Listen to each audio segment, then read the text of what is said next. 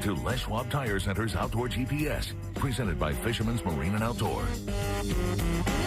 Good morning. Jeez. Good morning, everybody. I'm Owen Hayes, and yes, I'm fine. My voice just isn't fine, so I apologize for that. Today is the 30th. It's Sunday of March. We got a great show lined up for you. If you're like me and you're excited about our upcoming turkey season, well, we got the perfect guy. Jody Smith from Jody Smith Guide Service. He is easily one of the most well-known turkey guides in our region by a landslide. He lives in an area that is literally buried in turkeys. He's got it pretty good. Let's put it that way. Well, we're going to talk with Jody today about preseason, getting yourself ready to go. If it's scouting, if it's your gear, whatever it might be, we're just going to get some tips from Jody that might help you get started before this season kicks off in just a couple of weeks. So we're looking forward to having a chance to check in with Jody. And every year, I try to poke him and, hey, can I come down and hang out for a day? So we'll see if I can pull that off this year once again. But it would be great to have a chance to check in with Jody. Then we're going to check in with Bill Monroe Jr. Now, y'all know I love to check in with Bill because, one, he's a lot smarter than I am. Two, he's also much more well, I was going to say level-headed. He certainly can be. But he's much more well-versed in all the stuff you're talking about, allocations, extensions, what's going on real time on the rivers, what can we expect to have happen as our season wraps up below Bonneville on the 6th, which is a week from today.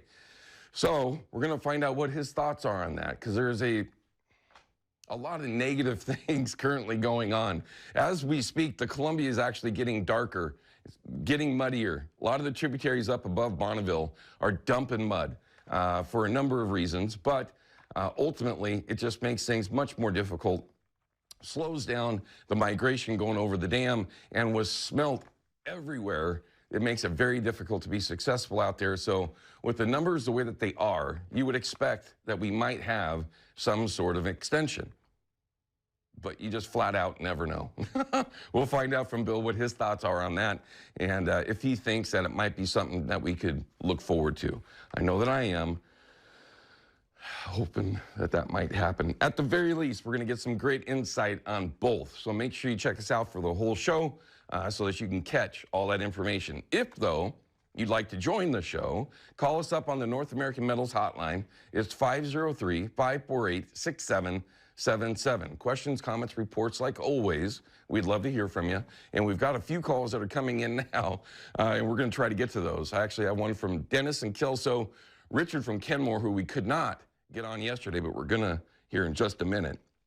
So make sure you pay attention. We've got a lot going on today, but let's go ahead and take Richard's call now so we can try to get that info out. Richard, first things first, man, thanks for being patient with us yesterday, but it looks like you got an update on Area 10 and a pike minnow question. What's going on? Hey, we got a winter Chinook opportunity in the spring. They pushed back our winter Chinook opportunity in Area 10 and 11 to April. Let's see, it opens this Wednesday through Saturday, 4 days a week. And they pushed it back to get rid of some of the incidental encounters of undersized Chinook. Well, at least there's something to look forward to. Is it going to be a good opportunity? Dude, tell you the truth, I'd much rather come down there and spend 2 days fishing on the creek than fish 4 days for 5-pounders. Well, okay. I guess I'm not going to argue that, but this is the perfect time to be away from the Columbia. Plan ahead. It looks like we should have something good to look forward to. Let's cross our fingers. Yeah, I'm hoping so. But with their opportunity up here and they telling us when it opens and when it closes, it's really hard to plan a season around that, and they pushed it back almost 60 days. So, you kind of look down the barrel of the gun to plan out your season, and you really can't count on the Washington Department of Fish and Wildlife getting anything right lately. Yeah, you don't have it easy up there in Washington, man. I don't envy the outdoors people up there, the community up there. It's very difficult at times. But what's your question on pike minnow?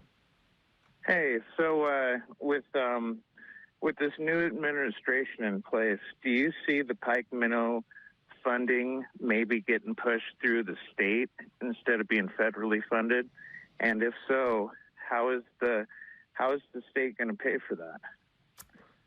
I would not foresee that happening. It's a BPA-funded program, Bonneville Power Administration or Association, or whatever the heck it is.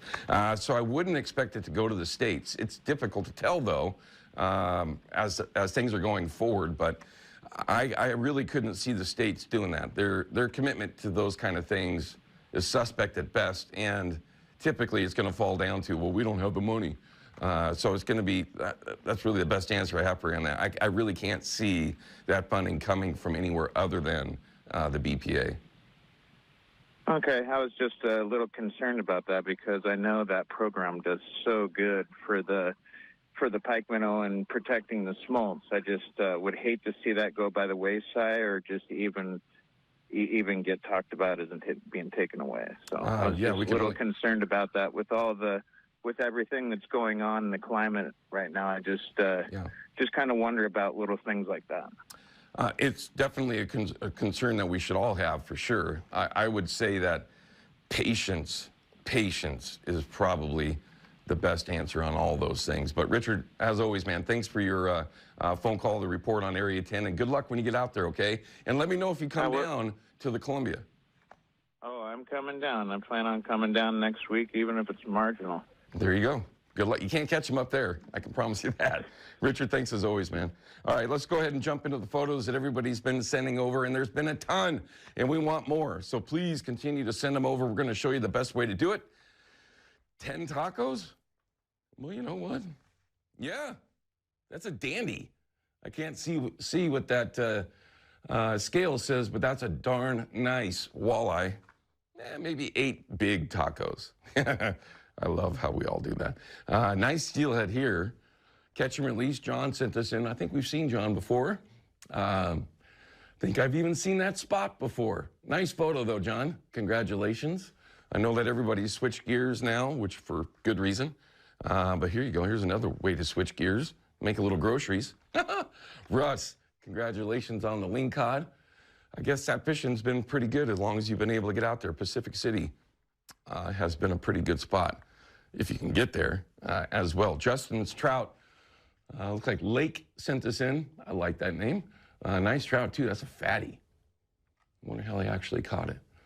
And that's going to be kicking off real quick next weekend. We do have Bill Herzog in here to specifically talk about trout fishing. So hopefully that all comes together. Kiddo's first steelhead. Hey, we've seen this. This was a winner for Abby's, I think. I think so. But anyway, again, thanks for sending that photo in. A couple of plunked up fish off Meldrum Bar. I want to say Meldrum Bar, at least I believe that's what it was. Mason's first fish. Nice trout. Terry, thanks for sending that over, and that's how I got started. I remember one of my very first trout was at the Sportsman Show when I was a kid. Very cool. And we also have a video coming up here in a second. We'll show you exactly. Holy moly. Rainy day steel. Nick. I seem to see you all over the place, Nick. Nice photo. Great fish. You can tell it's been around a little while, but what a dandy. God, and I just love that part of the world he's in right there as well. Throwback for Spring Bear. Great photo. Is that a wheelbarrow? It is. Great photo. Old school. Dub car. That's an old man. All right. Steve, thanks for sending that over. Nice walleye. Nighttime walleye fishing. I haven't done that in quite a while. And that's one of the reasons why we used to. You can get some big ones. Wow, that is just a toad. Such cool fish. Such cool fish. And of course, like I said, here's a video for you. Bobcat in Redmond. Oh, what a pretty cat. Oh, geez. Multiple. One of my favorite animals of all time. Noel, thanks for sending that in. Wow. Those are adults. Pretty cool. I've only seen one in the wild. Easy to do. It's the Fox 12 app. Download it. Find out everything you need to know when it comes to weather, local news, and of course, outdoor GPS, and upload your photos and videos there. It's a great way to do it. And if you also want to, you can leave photos on our Facebook page and other areas, emails and such. It's the Abby's giveaway. Just go to gps@abbys.com, enter yourself in to win, and you're going to have one of the best pizzas available, a giant one, and most likely some leftovers for breakfast in the boat. It is spring Chinook season. Okay, we're going to come back with our field report segment. Then we're going to have Jody Smith from Jody Smith's Guide Service talking turkey. We'll see you in just a couple minutes.